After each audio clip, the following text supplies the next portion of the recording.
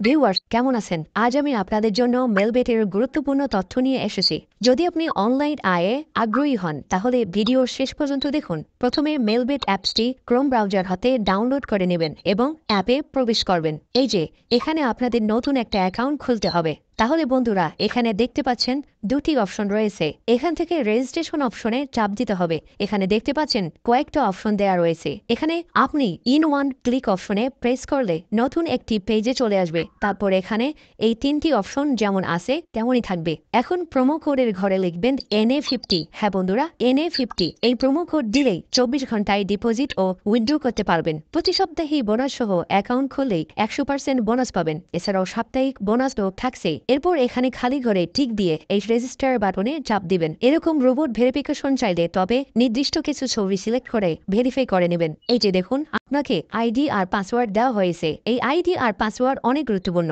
এটি অবশ্যই স্ক্রিনশট নেবেন অথবা কপি করে রাখবেন। তারপরে নেক্সট বাটনে চাপ দিবেন। দেখুন অ্যাকাউন্ট খোলা হয়ে গেছে।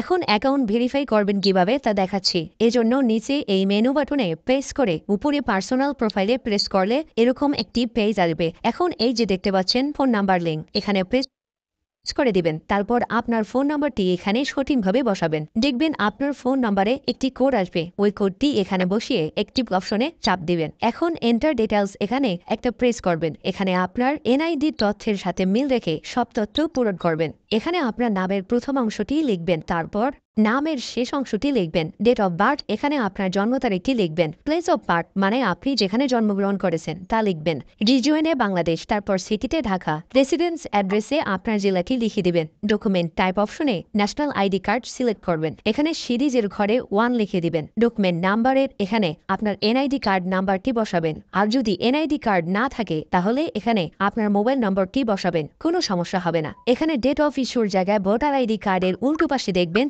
ডেট অফ ইস্যু ডেট দেয়া আছে, ওইটা বসিয়ে দেবেন। তারপর ইস্যুড বাই এর জায়গায় বাংলাদেশ গভর্নমেন্ট লিখবেন। সব ঠিক থাকলে নিচের এই টিক মার্কে একটা প্রেস করবেন। এই যে দেখতে পাচ্ছেন অ্যাকাউন্ট ভেরিফাই হয়ে গেছে। এখন ডিপোজিট করবেন কিভাবে তা দেখাচ্ছি। এই যে এখানে ডিপোজিট অপশনে একটা চাপ দিবেন। বন্ধুরা দেখতে পাচ্ছেন এখানে বিভিন্ন পেমেন্ট মেথডের মাধ্যমে আপনি ডিপোজিট করতে পারবেন। তো আমি আপনাদের দেখিয়ে দিচ্ছি কিভাবে এই পেমেন্ট মেথডের মাধ্যমে ডিপোজিট করবেন। তো আমি এই অপশনের উপর একটা প্রেস করলাম। এখানে আপনার যত ইচ্ছে তত টাকা ডিপোজিট করতে পারবেন।